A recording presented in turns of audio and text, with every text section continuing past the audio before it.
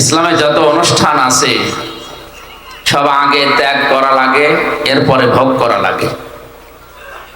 ইসলাম বাদ দিয়ে পৃথিবীতে যত অনুষ্ঠান আছে, যত দিবস পালন করা হয়, সবগুলোতে আগে ভোগ, এরপরে ত্যাগ করলেও আছে, না করলেও সমস্যা নেই। ঈদুল আজহা, ঈদুল ফিতর আমাদের সবচাইতে ধর্মীয় বড় অনুষ্ঠান। আপনি বলেন এই দুই ঈদে আপনি আগে খেয়ে আনন্দ করবেন, এটা জায়েজ নেই। ঈদুল আজহাতে আপনি আগে কোরবানি জবাই করেন, গোশত গরিবের বাড়িতে পাঠান, তারা খেয়ে আনন্দ করবে, হাসবে, তাদের হাসি দেখে আপনি আনন্দ করবেন। এটা ইসলাম নাকি? যদিও নিজের কোরবানি জবাই করে নিজের পরিবারস্থ লোক যদি বেশি থাকে, সব একা খাওয়াও জায়েজ আছে, অসুবিধা নেই, তারপর ওটা সুন্নাত নিয়ম। কোরআনে সূরা হজের ভেতরে 3 ভাগ করার কথা আছে। ঈদুল ফিতরেও ঠিক এইভাবে আপনি একটা মাস রোজা রাখার পরে আনন্দ করবেন না, আগে সাদকা করেন, আগে ফিতর দেন। গরিব মানুষ সেমাই চিনি কিনবে, ওরা খাবে, হাসবে, ওদের হাসি দেখে আনন্দ দেখে এরপরে আপনি আনন্দ করবেন। তাহলে মুসলমানদের যে অনুষ্ঠানগুলো, এগুলোতে আগে ত্যাগ, তারপরে ভোগ। কথা বলেন। এই দুইটা বাদ দিয়ে পৃথিবীর যত অনুষ্ঠান আপনি তাকান, আগে খাবো, আগে নেব। পয়লা বৈশাখে আগে এটা নেব, জুতা নেব, টি শার্ট নেব, এই 3 পিস নেব, এই জিনিস নেব, আগে নেব। এরপরে পান্তা ইলিশ খাবো। তার মানে আগে খাবো, এরপরে কাউকে দিলে দিলাম, না দিলে অসুবিধা নেই। দিবস পালনে বেঁধে থাকবে না। পয়লা জানুয়ারি যেটা পালন করা হয় ঠিক ওইটা ওই রকম, আগে খাবো, এরপরে দেব। অনেকে 1 বছর টাকা গুছিয়ে রাখে 14ই ফেব্রুয়ারি বিশ্ব ভালোবাসা দিবস পালন করার জন্য। এইটাও আগে খাবো, এরপরে বান্ধবীকে দেব, তা না দিলে অসুবিধা নেই। দুনিয়ায় আমরা যত অনুষ্ঠান দেখছি ইসলাম বাদ দিয়ে, সব আগে ভোগ, এরপরে ত্যাগ। আর ইসলামের অনুষ্ঠানে আগে ত্যাগ করা লাগবে, এরপরে ভোগ করা লাগবে। নবীজি মদিনাতে হিজরত করার পরে ওখানে 2টা অনুষ্ঠান দেখতে পেলেন, নওরোজ আর মেহেরজান। সাহাবায়ে কেরাম প্রশ্ন করেন, ইয়া রাসূলুল্লাহ, আমাদের ইসলামকে এমন পানসা মাটির মতো, যে কোনো আনন্দ উল্লাস নেই, কোনো হাসি তামাশা এর ভেতরে নেই। বিশ্বনবী মুহাম্মদুর রাসূলুল্লাহকে আল্লাহ ওই দিন, মহান আল্লাহ নিজে 2টা দিন উপহার দিয়েছিলেন আনন্দ করার জন্য। তার ভেতরে ঈদুল আজহা একটা, ঈদুল ফিতর একটা। আনন্দের ধরনগুলো আল্লাহ আগেই জানিয়েছেন, আনন্দ করবেন আমাকে সেজদা দিয়ে। তারপরে এই জন্য ঈদুল ফিতর, ঈদুল আজহাতেও যদি কেউ আনন্দ করে, সকাল বেলায় আগে আল্লাহকে সেজদা দিয়ে 2 রাকাত নামাজ আদায় করে তারপরে। মুসলমানদের আনন্দ হবে নামাজ নিয়ে, কি নিয়ে? আজ আমাদের যে সমস্ত অনুষ্ঠান দিবস আমরা পালন করছি, আমাদের নামাজ নেই, সেজদা নেই। বিশ্বনবী জানিয়েছেন, কোন মানুষ যদি সেজদা দিয়ে অনুষ্ঠান আরম্ভ করে, মাথা নিচু করে, মাথা ঝুঁকিয়ে আল্লাহর দরবারে নিজেকে ছোট করে, পুরা অনুষ্ঠানটাই ইবাদত হিসাবে গণ্য হয়ে যায়। কোন নিয়ামত পাওয়ার পরে মানুষকে আল্লাহ শিখিয়েছেন তারা আগে সেজদা দিয়ে ছোট হয়ে, নম্র হয়ে, এরপরে শুকরিয়া আদায় করবে। ওয়ালাকাদ আতাইনা লুকমানাল হিকমাতা আনিশকুর লিল্লাহ ওয়া মান ইয়াশকুর ফাইন্নামা ইয়াশকুরু লিনাফসি ওয়া মান কাফারা ফাইন্নাল্লাহা হুয়াল গনিয়্যুল হামিদ। সূরা লোকমানের 12 নম্বর আয়াতে আল্লাহ পাক বলেন, আমি লোকমানকে জ্ঞান দিয়েছিলাম, হিকমত শিক্ষা দিয়েছিলাম। আমার জ্ঞান হিকমত পাওয়ার পরে লোকমান আমি আল্লাহর শুকরিয়া আদায় করেছে। বলে জ্ঞান যারা পাবে, নিয়ামত যারা পাবে, তাদের উচিত আল্লাহর শুকরিয়া আদায় করা। পাওয়ার পরে আল্লাহর শুকরিয়া তো দূরের কথা, আর আল্লাহর বিরুদ্ধে উচ্চারণ করি। কথা বলেন ঠিক কিনা? মানুষের প্রতি আল্লাহ আশ্চর্য হয়ে কোরআনে ঘোষণা দিয়েছেন। আমার কাছে যতগুলো আয়াত আশ্চর্য মনে হয়েছে বেশি, তার ভেতরে এইটাও একটা। কাইফা তাকফুরুনা বিল্লাহি ওয়া কুনতুম আমওয়াতান ফাআহইয়াকুম সুম্মা ইউমীতুকুম সুম্মা ইউহয়ীকুম সুম্মা ইলাইনা তুরজাউন। সূরা বাকারার ভেতরে আছে, আল্লাহ পাক বলেন মানুষ কেমন করে আমি আল্লাহর সাথে কুফরি করে, নাফরমানি করে, আমারে মানতে চায় না। বালাগাত মানতে গিয়ে আছে কাইফা শব্দটা ব্যবহার করা হয় এমন সেন্টেন্সের আগে যে কথা বলতে গেলে তার নিজেরও বিশ্বাস হয় না।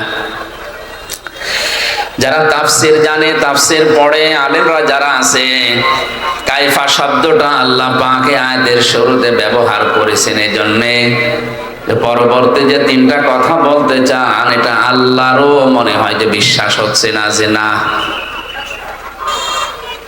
মানুষ আমার নাফরমানি করে কি করে, আমার সাথে কুফরি করে, আমার সাথে নাশুকরিয়া করে, আমারে মানতে চায় না, আমার বিধান কেমন করে মানুষ এটা করে। হাল আতা আলাল ইনসানি হিনুম মিনাদ দাহরি লাম ইয়াকুন শাইআম মাযকুরা। মানুষের জীবনে কি এমন কোন সময় যায়নি যখন উল্লেখ করার মতো কিছুই সে ছিল না? একটা উল্লেখিত জীবনের জিনিস থেকে তাকে আমি উল্লেখ করার মতো একটা জায়গায় পৌঁছালাম। ফালিয়ানজুরিল ইনসানু মিম্মা খলিকা মিন মাইন দাফিক ইয়াখরুজু মিন বাইনিস সুলবি ওয়াত তারাইব। আল্লাহ পাক বলেন মানুষকে নজর করে দেখে না কি জিনিস দিয়ে আমি তাকে বানালাম। বাবার স্ফলিঙ্গ দিয়ে দ্রুত গতিতে বের হয়ে যাওয়া এক ফোঁটা নাপাক পানি দিয়ে আমি আল্লাহ তাকে বানিয়েছি। তাফসিরে মুফাসসির লিখেছেন এমন একটা বেদামি পানি, এমন একটা কম দামি পানি বের হয় মানুষের শরীর থেকে যেটা তামাম দুনিয়ার কোনো মার্কেটে 4 আনাও দাম নেই। আছে কেউ ফিরে দিলেও নেয় না। এমন একটা নাপাক পানি মায়ের রেহেমের ভেতরে যাবার সময় বাবার স্ফলিঙ্গ থেকে দ্রুত গতিতে বের হওয়ার সঙ্গে সঙ্গে 40,000 মানুষ তৈরি হতে পারে এরকম রূহ এই নাপাক পানির ভেতরে থাকে। বিজ্ঞান প্রমাণ করছে এখান থেকে মায়ের জরায়ুতে ধাক্কা দিয়ে একেবারে ডিম্বাণু পর্যন্ত যেতে অনেকে দেওয়ালের সাথে ধাক্কা খেয়ে পড়ে যায়, অনেকে পায়ের সাথে পা লেগে মনে করেন পড়ে যায়। শেষ পর্যন্ত কারো 1টা 2টা 5টা 7টা 13টা পর্যন্ত বাচ্চা টিকে থাকে। ক্যালিফোর্নিয়ায় এক মহিলা 13টা সন্তান জন্ম দিয়েছে। এটাই মনে হয় সর্বোচ্চ, এর উপর আর নেই। তা আমার জিহাদ ছিল, আমার পরিশ্রম ছিল, আমার প্রতিযোগিতা ছিল সে একেবারে জন্মের শুরু থেকে। আমি আরম্ভ করলাম ওই জায়গা থেকে। মহান আল্লাহ আমাকে 40 দিনের ভেতরে একটা জমাট রক্তে পরিণত করলেন এই বীর্যটাকে। ثم خلقنا النطفة علقة فخلقنا العلقة مضغة فخلقنا المضغة عظاما فكسونا العظام لحما ثم أنشأناه خلقا آخر فتبارك الله আহসানুল খালিকিন। আমি হাদিসটা বারবার বলেছি আলোচনাতে, আজকেও বলছি, কোরআনের কোন আয়াত বোঝার জন্য যদি কেউ মন মানসিকতা নিবিষ্ট করে ও যদি নাও বোঝে, শুধু চেষ্টা চালায় যে কি বলতে চায় আল্লাহ, তাও 500 রাকাত নফল নামাজের সওয়াব হবে। এই জন্য আরো অ্যাক্টিভ হওয়া লাগবে। চারিদিকে সব বন্ধ করে দেন, এদিকে ওদিকে তাকানো পর্যন্ত বন্ধ, গল্প করা তো দূরের কথা। একটা ঘন্টা এদিকে একটু খেয়াল করে সূরা বাকারার মাত্র একটা আয়াত আমরা পড়েছি, আয়াতের তাফসীরুল কোরআন মাহফিলের হক আদায় করে চেষ্টা চালাবো, আল্লাহ যেন তৌফিক দেন। জোরে বলেন আমিন। 40 দিন 40 দিন 40 দিন এভাবে করে করে 6 মাস পর্যন্ত মানুষকে তৈরি আমার আল্লাহ করেন। এই জন্য 6 মাসের আগে কোনো বাচ্চা যদি দুনিয়ায় আসে, ওটা তার আপন বাবার না, ওটা অন্য বাবার। কথা বলছেন আমার? 6 মাসের আগে কোনো সন্তান জন্ম নেবে না, 10 মাস 10 দিনের পরে আর যায় না, এই সময়ের ভেতরে তাকে দুনিয়ায় আসা লাগবে। কোরআনে কারীম জানিয়েছে কোন বাবা সন্তানের দুধের দায়িত্ব নেওয়া লাগবে বাবাকে। মা যদি দুধ সন্তানকে 2 বছর পান না করায় মায়ের গোনা হবে না, কারণ এই দায়িত্বটা, এই খরচটা যে করা লাগবে, এই শ্রমটা বাবার। ইউতিম্মার রাদা, এটা মুযাক্কার শব্দ। মা যদি দয়া করে পান করিয়ে দেয়, টাকা পয়সাও নেয় এর জন্য, এটা সে দয়া করলো। কথা আমি বোঝাতে পেরেছি? সন্তান হবার পরে দুধ পান করার দায়িত্ব কার? বাবা। কার? আমাদের দেশের মায়েরা মনে করেন এগুলো দয়া করে পান করিয়ে দেয়, টাকা পয়সা নেয় না, এটা বাবার প্রতি একটা ইহসান। ওয়াল ওয়ালিদাতু ইউরদিউনা আওলাদাহুন্না হাওলাইনি কামিলাইনি লিমান আরাদা ইউতিম্মার রাদা। সূরা বাকারা 2 নম্বর পারা 17 নম্বর পৃষ্ঠার প্রথম নম্বর লাইনে 232-33 নম্বর আয়াতে আছে। আল্লাহ পাক বলেন, আমি আদেশ করেছি এই পৃথিবীর যারা দায়িত্বে আছে, বিশেষ করে বাবা, তারা যেন তাদের সন্তানদেরকে 2 মাস পর্যন্ত দুধ পান করায়। তার মাকে দিয়ে হোক, ধাত্রী মাকে দিয়ে হোক, যাকে দিয়ে করাক।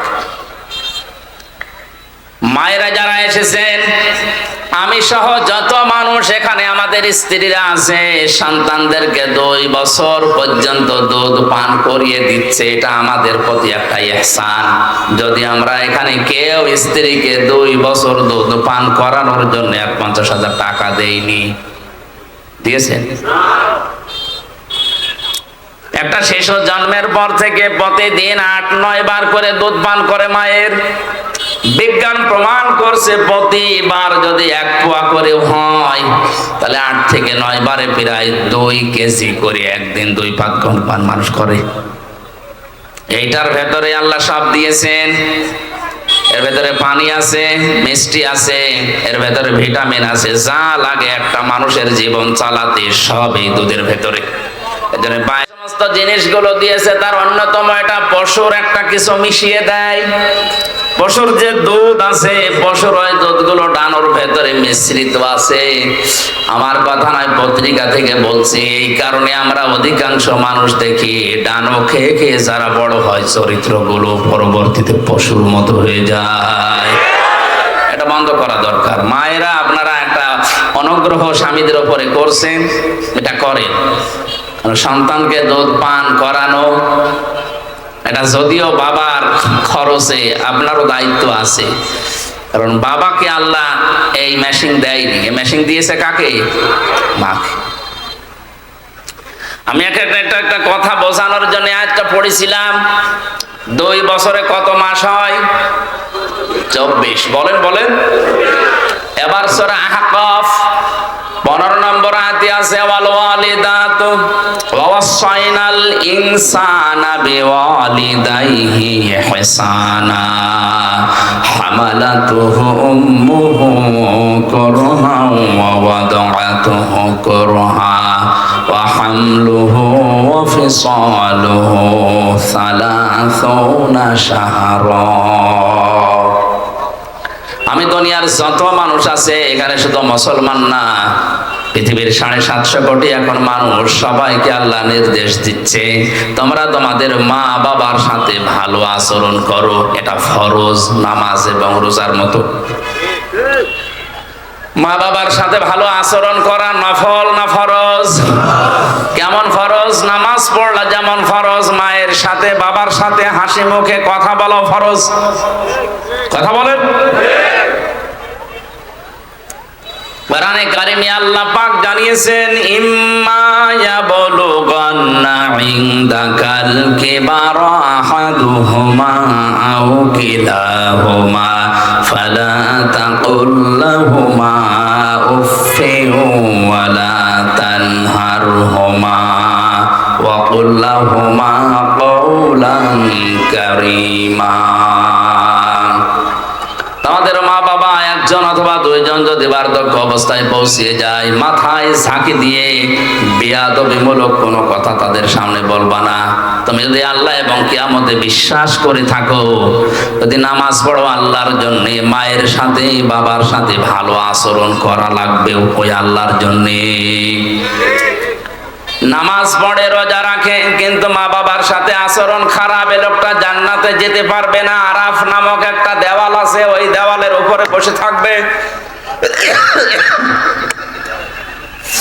নবীজি হাদিসটা যখন বলছিলেন, কিয়ামতে আরাফ নামক একটা প্রাচীর থাকবে, ওর উপরে কিছু মানুষকে আল্লাহ দাঁড় করাবে।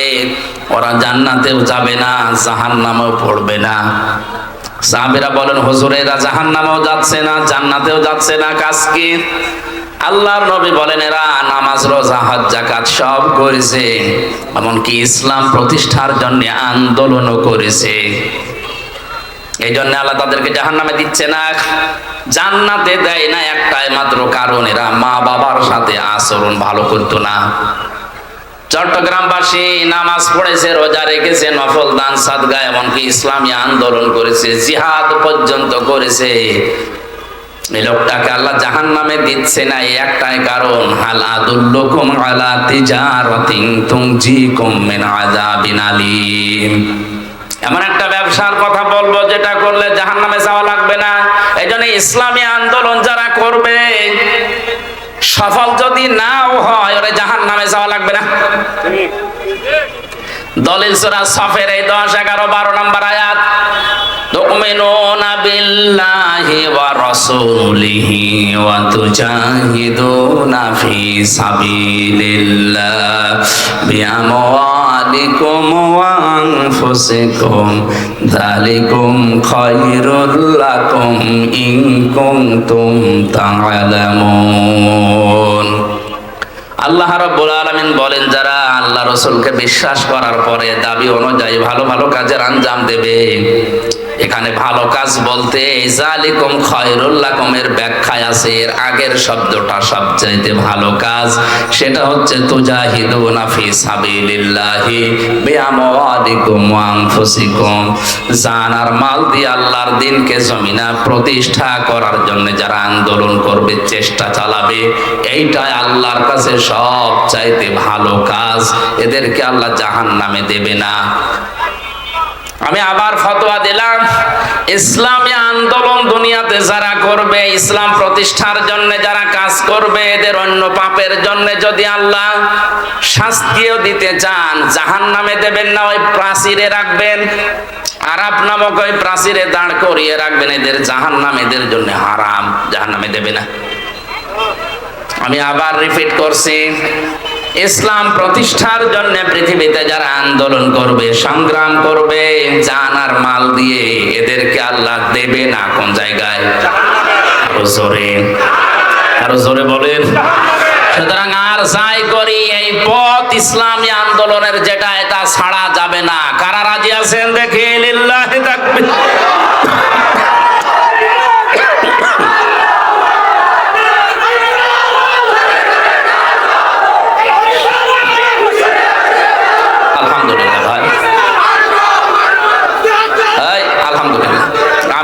বাঁচাতে চায়।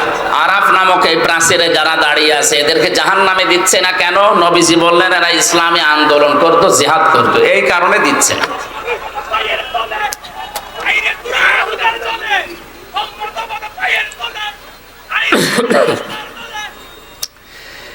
দ্বিতীয় নম্বরে এদেরকে জান্নাতে দিচ্ছে না আল্লাহ কেন? আল্লাহর নবী বলেন এদের সবগুলোই তো তোমরা শুনলে ভালো ছিল, কিন্তু মা বাবার সাথে এদের আচরণ ভালো ছিল না। চট্টগ্রামবাসী, কথাটা কত কঠিন। জাহান্নামে দিচ্ছে না ইসলামী আন্দোলন করার কারণে, আর জান্নাতে দিচ্ছে না মা বাবার সাথে আচরণ খারাপ করার কারণে। হাদিসের শেষে কিন্তু আর নবী বলেননি এদেরকে আল্লাহ জাহান্নামে দেবে না, জান্নাতে যাওয়ার বলেননি, ওই পর্যন্ত শেষ। এবার বলেন তো এইরকম আচরণ করে যদি কপাল নিয়ে কেউ যায়, আর যদি আরাফ নামক ওই প্রাচীরে আবাদান আবাদান থাকা লাগে, ওর চাইতে ও জান্নাতেও যেতে পারছে না, জাহান্নামও যাবে না, কপাল পোড়ার কেউ আছে? জানি এই দুইটা জায়গা খুব সেনসিটিভ, খুব খেয়াল রাখা লাগবে। দুইটা জায়গায় জায়েজ কোন কাজে যেন মা বাবা নারাজ হয়ে না যায়। মায়ের কথা মতো বউ তালাক দেওয়া জায়েজ আছে না নেই? আন্দাজে ফতোয়া দেন, জায়েজ নেই। বাবার কথা মতো জায়েজ আছে। হ্যাঁ, বাসখালীবাসী মায়ের কথা মতো বউ তালাক দেওয়া জায়েজ নেই, যদিও তাদের সম্পর্কটা খারাপ। নবীজি কেন এটা বলেছেন? কারণ আল্লাহর নবীকে আল্লাহ জানিয়েছেন দুনিয়াতে যত ফেরেশতা মার্কা মানুষ হোক, বউ শাশুড়ির সম্পর্ক একেবারে মা মেয়ের মতো 100 ভাগ হয় না। শাশুড়ি সবসময় চিন্তা করে লোকের মেয়ে, বউমাও চিন্তা করে আপন মা না।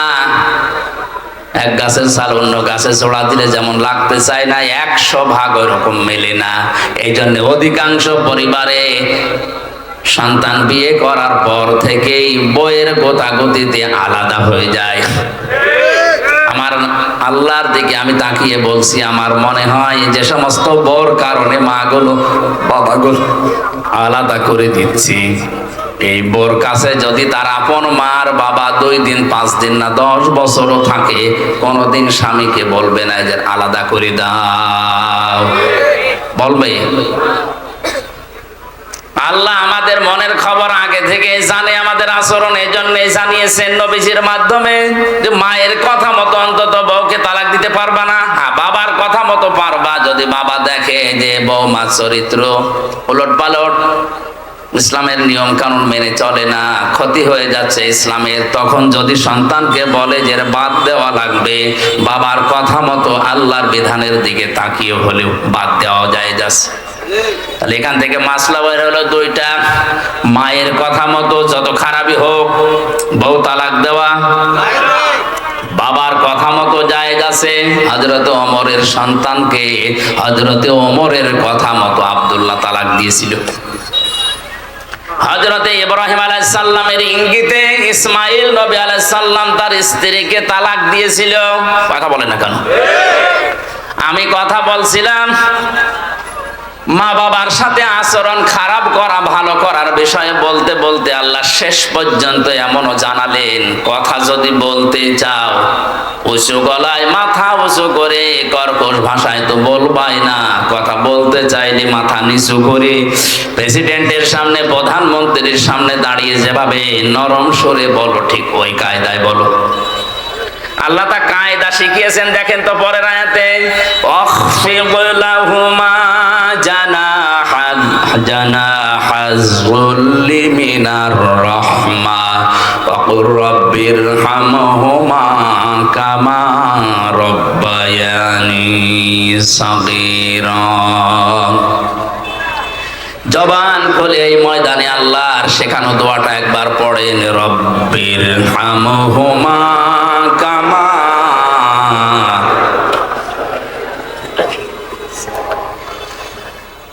অখফেদ আলেমদেরকে বলছে, এবার আল্লাহ বলেন খফজন শব্দের শাব্দিক অর্থ কিন্তু ডাউন করা, শুধু ডাউন না, খফজন মানে ডাউন করার পরে ফল করে দেওয়া। আল্লাহ বলেন ডাউন করবা, এরপরে ফল করবা। কি? জানাহাজ যুল্লি, বিনয়ের ডানা। কিসের ডানা? মানুষের ডানা হয়? হ্যাঁ, না না, ডানা হয় না। মানুষের তো হাত, মানুষের ডানা নেই। আল্লাহ ডানা ধার করে এনে এই জায়গায় লাগিয়েছেন। বালাগাত মান থেকে একটা চ্যাপ্টার আছে, আল্লাহ কেন ডানা ধার করে নিয়ে এসে আমাদেরকে দিলেন? আমাদের তো বাহু আছে, বাহু বল, আমাদের হাত আছে। ইয়াদুন শব্দটার মানে হাত, আল্লাহ ইয়াদুন মনে হয় জানে না। আল্লাহ জানা হুন দিয়েছেন। ডানা শব্দ এই জন্য দিলেন কারণ ডানার ভেতরে পর থাকে, এটা মোলায়েম, সফট, নরম, কোমল, এটা আরামদায়ক। আর হাতের ভেতরে আছে হাড়, এটা এত শক্ত, যদি মোট করে কেউ পিঠের ওপরে লাগায় বলবে কি লাগালা, ওই 65 না 100।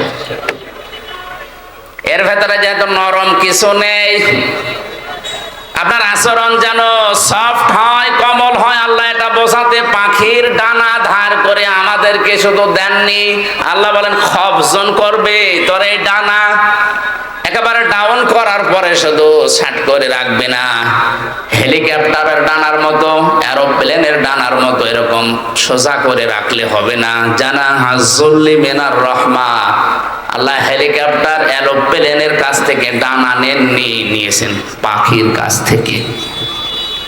ওদের কাছ থেকে নিলে আল্লাহ সমস্যা কি ছিল?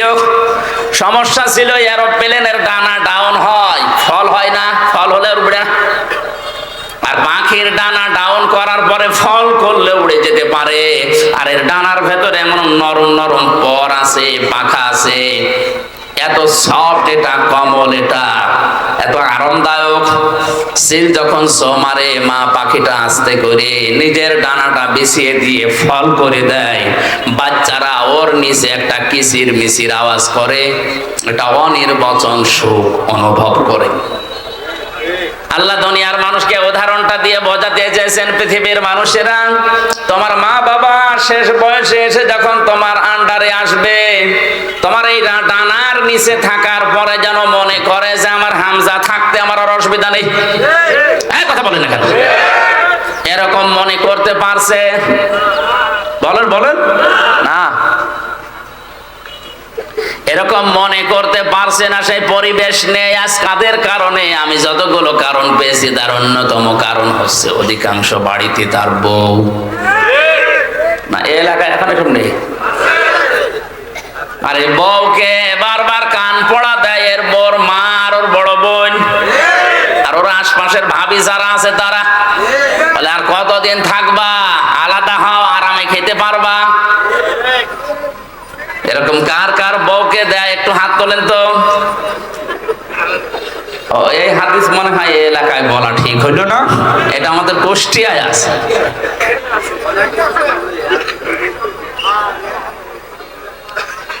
সম্মানিতা মা বোনেরা, কোন প্যান্ডেলে আছেন আমি জানি না, একটা স্বামীও হাত তোলেনি। আপনাদের চরিত্র কত ভালো, এরা হাত না তোলার পেছনে কারণ আছে দুইটা। এক নম্বরে যদি কেউ হাত তোলে, ক্যামেরা হচ্ছে, ও বাড়ি গিয়ে ইউটিউবে দেবে আমার লোক হাত তুলেছে, আপনার হাতই বন্ধ করে দেবে। দ্বিতীয় নাম্বারটা আমি বললাম না। দেখেন, জানা হাজ্জুল মিনার রহমা দেওয়ার পরে আল্লাহ রাব্বুল আলামিন এই দোয়াটা মানুষকে শিখিয়েছেন যে এই দোয়া করো, রব্বির হামহুমা কামা রব্বায়ানি সগীরা। ইয়া আল্লাহ, মা বাবা ছোটবেলায় আমার প্রতি যে স্নেহ, যে দয়া, যে মায়া, যে রহমত দেখিয়েছে, আল্লাহ মেহেরবানি করে তুমি তাদের উপর ওই রকম দয়া, রহমত, মায়া, মহব্বত ঢেলে দাও। এমনকি কবরে যদি যায় তাদেরকে তুমি ওই রকম ভাবে দেখাশোনা করো যেভাবে ছোটবেলা আমাকে দেখাশোনা করেছিল। একটা সন্তান প্রতিপালন করা কত কঠিন, আমার এই ছোট মেয়েটা নিয়ে আমি এখন টের পাচ্ছি। একটা জিনিস 5 বার বললেও বোঝে না। আমার মনে মাঝে মনে হয় ঠিক ছোটবেলায় আমি মনে হয় এরকম তেড়াই ছিলাম। ওর মা আমারে বলে মাঝে মাঝে যে তুমি এরকম তেড়া ছিলে ছোটবেলায়, এই কারণে তোমার এটাও এরকম। আমার ভাইরা, আমার কথা বোঝানোর বিষয় ছিল মা বাবার প্রতি ভালো সদ্ব্যবহার করা, ইহসান করার কথা আল্লাহ বলার পরে জানিয়েছেন কেন করবা জানো? কারণ তোমার এই মা তোমাকে পেটে বহন করেছে কষ্টের পরে কষ্ট সহ্য করে, এবং দুধ পান করিয়েছে 30 মাস। সব মিলে বলেন বলেন, আল্লাহ কিন্তু সালাসোনা সাহারা দিয়েছেন, ওয়া হামলুহু ওয়া ফিসালুহু, এই যে মাঝখানে ওয়া দিয়ে জানিয়েছেন তোমাকে দুধ পান করানো আর তোমাকে পেটে রাখা, সব মিলে 30 মাস। আমরা এর আগে জেনেছি দুধ পান করানো লাগে কয় মাস? 24। বলেন না কেন? 30 এর ভেতরে 24 মাপ গেলে কত থাকে? 6। এখান থেকে গবেষণা করে বের করা হয়েছে সূরা কলমের 13 নম্বর আয়াত থেকে 17 নম্বর আয়াত পর্যন্ত ব্যাখ্যা আছে যে দুনিয়াতে মানুষ আসতে সর্বনিম্ন সময় লাগবে 6 মাস। এর আগে যদি কেউ আসে ওটা বৈধ না, ওটা জারজ। আর জারজ সন্তানদের যে কর্মসূচিগুলো আছে তার অন্যতম একটা 9টা আছে। তার প্রথম নাম্বারে ওরা কোরআন বিরোধী হবে। আজ দুনিয়াতে তাকান, ইসলাম বিরোধী, কোরআন বিরোধী যারা, কোরআন যারা পড়িয়াছে ফ্রান্সে, তামাম দুনিয়ার জরিপ 228টা রাষ্ট্রের জরিপ বের হয় জানুয়ারি মাসে। আপনি জরিপ পড়ে দেখবেন তামাম দুনিয়ায় সবচাইতে বেশি জারজ সন্তান তৈরি হয় ফ্রান্সে। ওরা কোরআনকে গালি দেয়, রসুলকে গালি দেয়, কোরআন পড়িয়ে ফেলে, পা দিয়ে লাথি মারে, এমনি না, কারণ ওগুলোর জন্মে ভেজাল আছে। কারণ জারজ সন্তানদের প্রথম কর্মসূচি ওরা কোরআন বিরোধী, ওরা রাসূল বিরোধী। এটা প্রমাণ করেছেন নবীজি নিজের জীবনে একজনের মাধ্যমে। ওয়ালিদ ইবনে মুগিরা নামে এই লোকটা রসুলের দাওয়াতে, রসুলের কোরআন তেলাওয়াতে, কোরআন যেখানে বোঝাতো এই লোকটা যে বাধা দিত, আল্লাহর নবী একবার রাগ করে শেষ পর্যন্ত বলেই ফেলেছিলেন যে তুমি জারজ সন্তান। মানুষকে জন্ম নিয়ে কথা বললে এমনিতে রাগ হয়ে যায়। বাড়িতে গিয়ে ডাক দিয়ে বলে, মা মোহাম্মদ আমার এই গালি দিয়েছে, সত্যি করে বলো আমার বাবাকে। মা বলছে তোর বাবা, তোর বাবা না, ও বাবা আমি মানি না, আমার আসল বাবাকে। জোড়াজুড়ি করার শেষ পর্যায়ে মা ডাক দিয়ে বলে, বাবা এ কথা তোরে কে বারবার জিজ্ঞাসা করতে বলে? বলে মোহাম্মদ আমারে গালি দিয়েছেন, আমি কি জারজ সন্তান? মা মাথা নিচু করে বলে, বাবা ওই ছেলে যা বলে ঠিকই হয়, তুই কেন তার পেছনে লাগলি? কোরআনে কারীম মানুষকে শোনাচ্ছিল, দাওয়াত দিচ্ছিল কোরআন দিয়ে, আমি বাধা দিয়েছিলাম, আমার এই কথা বলে গালি দিয়েছে। মা বলছে, বাবা তোর জন্ম হয়েছে বাড়ির রাখাল দিয়ে। এখান থেকে 13টা আয়াতে আমি পড়েছি ব্যাখ্যায়, বিশ্বনবী জানিয়েছেন দুনিয়ায় জারজদের কর্মসূচি 9টা, তার প্রথম নাম্বারে তারা কোরআন বিরোধী। এটা রেকর্ড হয়ে কালকে তামাম দুনিয়ায় ছড়াবে। সারা দুনিয়ার মানুষকে বলছি কোরআন বিরোধী যারা, আপনি দেখলেই বুঝবেন ওটা জন্ম ঠিক নেই। এবার আয়াত পড়ছি, উতুল্লিম বা'দা যালিকা জানিম। বদমেজাজি জারজ সন্তান ওই মানুষগুলো যত রকমের হারাম জিনিসে মুখ দিয়ে প্রবেশ করায়। আল্লাহ এই জন্য কাইফা শব্দটা দিয়েছেন। আমি এই শব্দের ব্যাখ্যা করতে গিয়ে একটু চলে গিয়েছিলাম। আল্লাহ বলেন, কাইফা তাকফুরুনা বিল্লাহ, কেমন করে আমার সাথে নাফরমানি করো? আমার তো বিশ্বাস হতে চাই না, কারণ যে পর্যায়ে ছিলে এখান থেকে এ পর্যন্ত আনতে কেউ ভূমিকা পালন করেনি। তোমার মা বাবার দায়িত্ব ছিল শুধু বিছানায় থাকা, বাকি যা করার করেছে কি? এতটুকু আল্লাহ শেষ করেননি। আল্লাহ রাব্বুল আলামিন বলেন, মানুষদেরকে আমি মায়ের পেট থেকে এবার আস্তে করে বের করে আনার জন্য ফেরেশতাদেরকে যারা নিয়োজিত আছে সিদ্ধান্ত দেই যে যাও, ওয়াল্লাযী আল্লাহু আখরাজাকুম মিন বুতুনি উম্মাহাতিকুম লা তা'লামুনা শাইআ। মায়ের পেট থেকে আস্তে করে আমি বাচ্চার আকারে বের করে আনি এমন অবস্থায় যখন সে কিছুই জানতো না। ওয়াজআলা লাকুমুস সামআ ওয়াল আবসারা ওয়াল আফিদা লাআল্লাকুম তাশকুরুন। শ্রবণ শক্তি, দর্শন শক্তি, বাক শক্তি, আকল শক্তি, ঘ্রাণ শক্তি, এই পাঁচটা আমি আল্লাহ রব নামের কারণে মানুষকে দান করি। আল্লাহ কি করেন বলেন বলেন? আল্লাহ আপনাকে দয়া করে দান করেছেন। এটা যদি আল্লাহ আমাদেরকে দান না করতো তাহলে আমি কানা হয়ে আসতাম। বলেন না কেন? আমি যদি শ্রবণ শক্তি না পেতাম তাহলে কালা হয়ে আসতাম। যদি দর্শন শক্তি না পেতাম তাহলে মানুষ আমারে কানা, অন্ধ বলে ডাকতো। যদি আমি আকের শক্তি না পেতাম দুনিয়ায় আল্লাহ পাঠাতেন ঠিক, কিন্তু পাগল হয়ে আসতাম। ইখরুজু মিন বাইনিস সুলবি ওয়াত তারাইব শব্দের ব্যাখ্যায় ডক্টর মরিস বোকাইলি, আমি অনেকগুলো তাফসিরে পেয়েছি, কিন্তু এই জায়গায় যে উনি বিজ্ঞান, সায়েন্স এবং বাইবেল নিয়ে একটা বই লিখেছিলেন, ওখানে আয়াতের ব্যাখ্যা করতে গিয়ে সুন্দর একটা তথ্য দিয়েছেন। লিখেছেন, মায়ের নাপাক পানির ভেতরে বাবার নাপাক পানি প্রবেশ করে আমার আল্লাহ 8টা জিনিস বানান। চুল, রগ, হাড় আর পর্দা, রক্ত, গোশত, চর্বি আর চামড়া। মায়ের ওই নাপাক জিনিস, বাবার ওই নাপাক জিনিস দিয়ে 8টা জিনিস হয়। বিজ্ঞান এখন জানিয়েছে মানুষ তৈরি করার জন্য কমপক্ষে 13টা উপাদান লাগবে। কয়টা? মার বাবা দিয়েছিল 8টা, ওইটাও আল্লাহ বানিয়েছে। আর আল্লাহ নিজের পক্ষ থেকে মানুষের ভেতরে আরো 5টা জিনিস স্পেশাল ভাবে দেয়।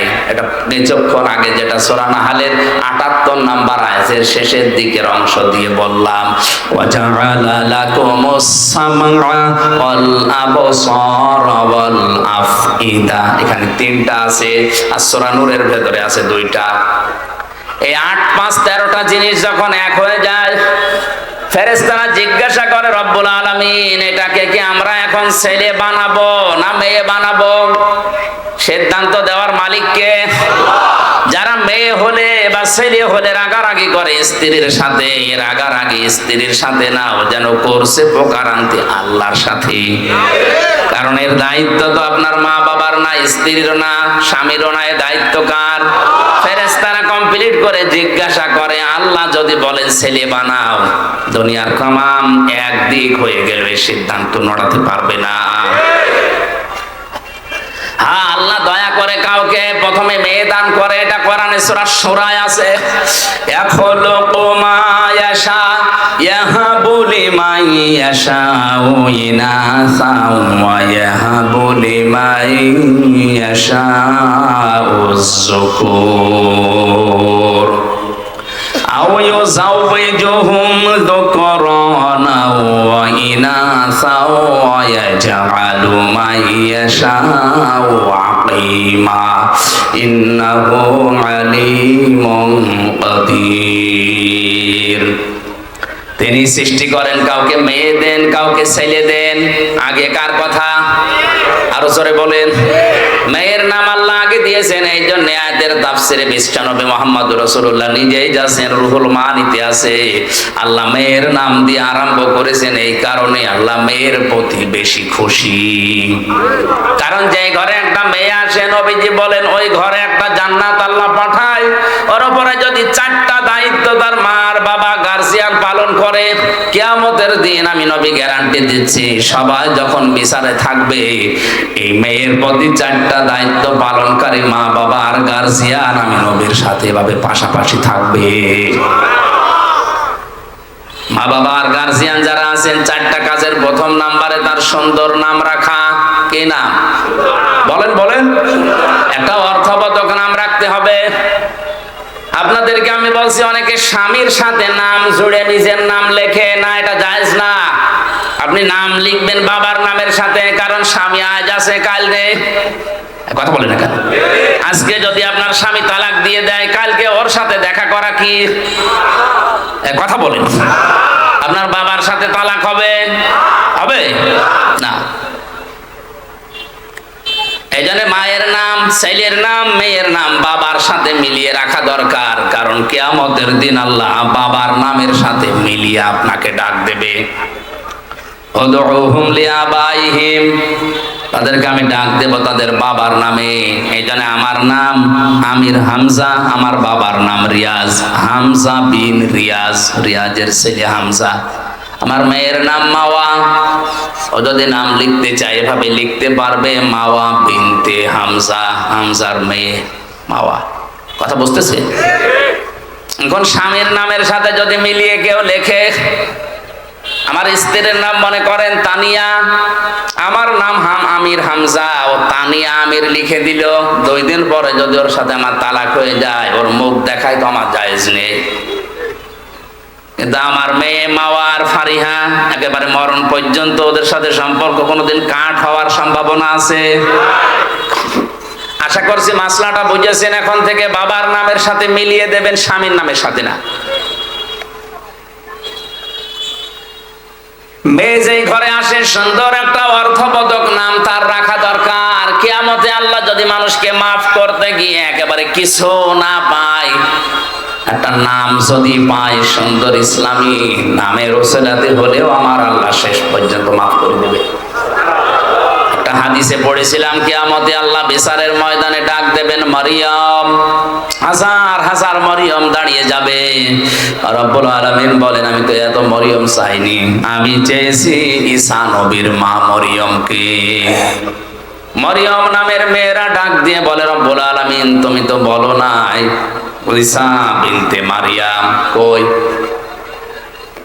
ঈসা নবীর মা মরিয়ম কোথায়, কথা তো বলে ডাক দাওনি। মরিয়ম বলে যখন ডাক দিয়েছো দুনিয়ায় বিধান তোমার মানিনি, আজকে তোমার আদেশ শোনার পরে সঙ্গে সঙ্গে লাব্বাইক বলেছি। আল্লাহ পাক বলেন আমার ঈসা নবীর মা মরিয়মের সাথে তোমরাও যাও আমার জান্নাতে। এমন নাম যদি রাখেন যে নাম শুনলে কুকুরেও হাসে। একজনের নাম শুনেছিলাম কুকু, কিনা কুকু। খালেদা জিয়ার দ্বিতীয় ছেলের নাম কি? কো। কয়কার বাদ দিয়ে যদি শুধুমাত্র হর্ষকার দিয়ে দেন, এই কো, ওর দাদি যদি ডাক দেয় যার দাঁত নেই কি বলে ডাকবে? কুকুর। বলবে কুকুর পানি নিয়ে আয়। বিশ্ববিদ্যালয়ে থাকাকালীন আমার এক স্যার গল্প বলছিলেন, এক লোকের নাম ছিল ফ্যান চাটা। লোকজন গরিব মানুষ তো এই জন্য ওই নামে তারে ডাকে। ধনী হয়ে গেছে লোকটা, এখন টাকা পয়সার মালিক, চিন্তা করছে আমার এত কিছু হয়েছে কিন্তু নামটা হবে না। এলাকার মেম্বার চেয়ারম্যান মানুষদেরকে ডাক দিয়ে গরু জবাই করে খাওয়িয়েছে, বলছে আমার নামের পরিবর্তন করবো আজকে। পোস্টার তো ছাপিয়েছে, পোস্টার এবার উদ্বোধন করবে চেয়ারম্যানকে দিয়ে। চেয়ারম্যান মাইক হাতে নিয়ে বলছে ভাইরা আমার, বোনেরা আমার, লোকটা এতদিন গরিব ছিল এই জন্য নামে সমস্যা ছিল না, কারণ গরিব মানুষের নাম হলেও হয় না হলেও অসুবিধা নেই।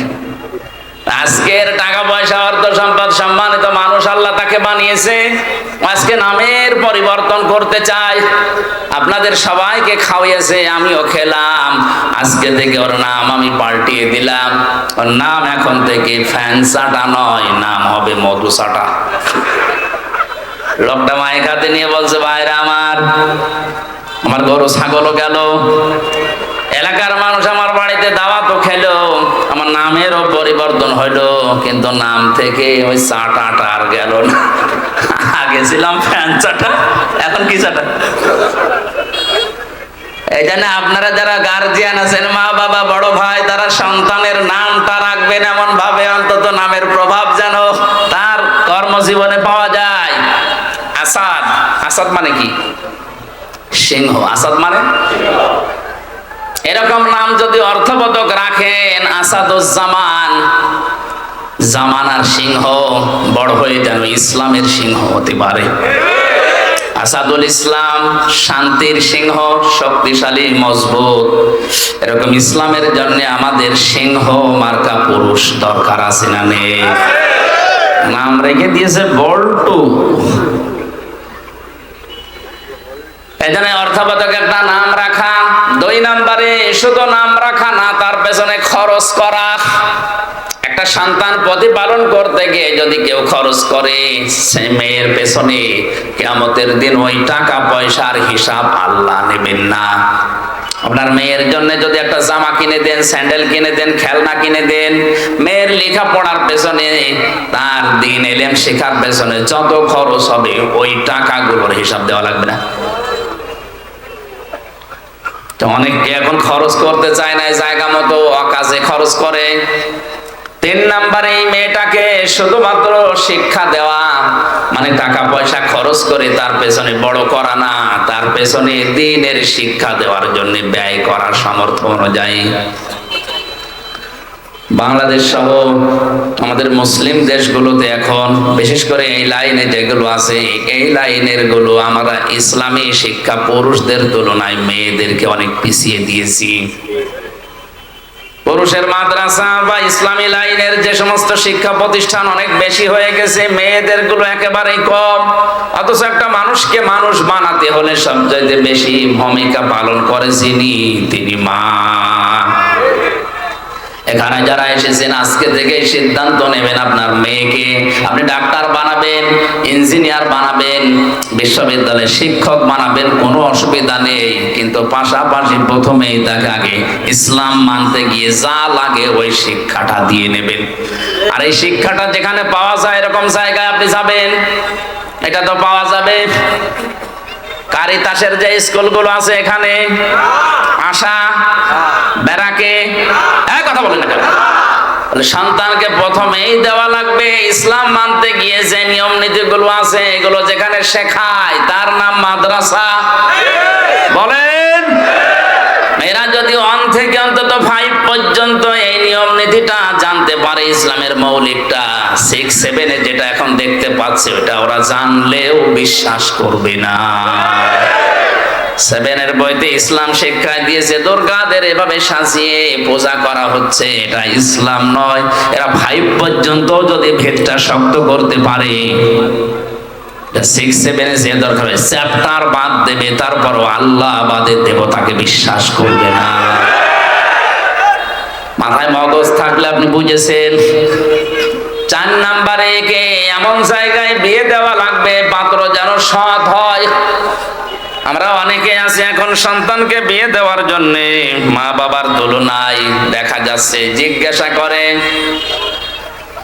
ঘটক সাহেবকে যে আমার এই ছেলের যে জামাই বানাবো এর উপরি কামাই আছে, তো একটা হারাম জায়গা দেখে যদি স্বতঃস্ফূর্ত ভাবে জেনে বুঝে কোনো সন্তানকে আপনি হাতে তুলে দিন, আল্লাহর কসম ওই মেয়েটা কোনোদিন শান্তিতে থাকবে না।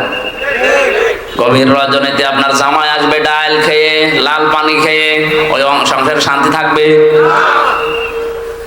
একটা ভ্যান চালকের সাথে বিয়ে দেন, তার চরিত্র যদি ভালো থাকে, 5 ওয়াক্ত নামাজ অন্তত পড়ে, আর কষ্ট হয় তার শরীরকে চালাতে, সংসার চালাতে, কিন্তু রাত 12টার সময় ও লাল পানি খেয়ে মদ খেয়ে ঘরে আসবে না। বহু ধনী ধনী মানুষের সাথে আমি মিশে দেখেছি, ওপরে ফিটফাট, ভেতরে সদরঘাট, শান্তি নেই। বাড়ি যায় রাত 1টার সময়, নিজের বউ বাদ দিয়ে অন্যের স্ত্রীর সাথে ফুর্তি করে বাড়ি গেছে, যে দেখে নিজের যুবতী মেয়ে পেট নিয়ে বসে আছে। কি গো, কার? আল্লাহ দিয়েছে। এজন্য শিক্ষা ব্যবস্থায় আমাদেরকে এমন ভাবে তৈরি করে দেওয়ার দরকার, প্রাথমিকটা যেন বড় হয়ে অন্তত উল্টা পাল্টা লাইনে যেতে না পারে। আমার ম্যাডাম তো ইসলামী বিশ্ববিদ্যালয় থেকে অনার্স মাস্টার্স করা, অথচ ওর সাথে অন্যান্য সাবজেক্টের অনেকেই বিয়ের আগেই বাচ্চা জন্ম দিয়েছে। সরে বলেন নাউজুবিল্লাহ। এ দোষ শুধুমাত্র ওদের না, সন্তানকে যদি এভাবে ছোটবেলা থেকে অন্তত ইসলামের মৌলিকটা শিখিয়ে দিতে পারতেন, বিশ্ববিদ্যালয় না অক্সফোর্ডে যাওয়ার পরে ওর শরীরকে হেফাজত করতো। কিন্তু দিনটা এমন খারাপ আসতেছে সামনে, এমন পর্যায়ে আমরা পৌঁছিয়ে যাচ্ছি, এভাবে যদি ইসলামী শিক্ষা নিয়ে ষড়যন্ত্র হতেই থাকে আর শিক্ষা ব্যবস্থা যদি এভাবে চলতে চলতে আমাদের আয়ত্তের বাইরে চলে যায়, কিছুদিন পরে আপনার যুবক ছেলে মদ খাই আপনার বাড়িতে আসবে, আপনি কিছু বলতে পারবেন না। আপনার বিশ্ববিদ্যালয়ের পড়ুয়া মেয়ে পেট নিয়ে আসবে, আপনি কিছু বলতে পারবেন না। ইসলামের শিক্ষা দেওয়ার পাশাপাশি সন্তানদেরকে সৎ পাত্রে পাত্রস্থ করার তৌফিক আল্লাহ আমাদের দান করেন। এই 4টা কাজ যদি আমাদের গার্জিয়ানরা করি, অন্য কোনো আমল যদি আমাদের কম থাকে, একেবারে নাও থাকে, তাও অসুবিধা নেই, ফরজটা ঠিক রাখবেন। এর পাশাপাশি যে দায়িত্বগুলো নবীজি দিয়েছেন সন্তানের প্রতি, এগুলো থাকলে কিয়ামতের ময়দানে মহান আল্লাহ আমাদেরকে নবীজির সাথে পাশাপাশি জান্নাতে রাখবেন। জোরে বলেন আমিন। আমি কায়ফা শব্দের ব্যাখ্যা করতে গিয়ে এই সিটিপিটি কথা বলেছিলাম যে মানুষের এই যে জন্ম থেকে শুরু করে পর্যন্ত আল্লাহ এগুলো আশ্চর্য হয়ে যায় যে নাফরমানি করে কি করি। এরপরে তোমাদেরকে আমি জীবন দিয়েছি, এরপরে মরণ দেব, আমার কাছে আবার ফিরে আসা লাগবে। আমাদের আনন্দের বিষয় আজকে থেকে আমরা নির্ধারিত করে নেব বা নিলাম, এখন থেকে মরণ পর্যন্ত আনন্দ হবে শুধুমাত্র কোরআনের সাথে সম্পর্ক আছে যেটা, ওইটা নিয়ে। আজকের সম্পর্ক কিসের সাথে? আমির হামজার সাথে। আল্লাহ আমাদেরকে কোরআন নিয়ে আনন্দ করার তৌফিক দিন। আমি মনে হয় বেশি বলে ফেললাম, আজকে মাগরিবের সময় হয়ে যাচ্ছে। বারবার ওই কমিটি আরেক জায়গায় অনুষ্ঠান আছে তো কল দিচ্ছে। এই পাশে আর একটা মাহফিল আছে এশার পরে, মনে হয় নাকি 9টা 9:30টার দিকে, ওখানে দেখি শেষ করা যায় কিনা। আল্লাহুম্মা আমিন। বারাকাল্লাহু লানা ওয়া লাকুম ফিল কুরআনিল আযীম। আজকের এই মাহফিলে অনেক আশা নিয়ে আমরা এসেছিলাম, যে আশা নিয়ে এসেছে আমাদের যায়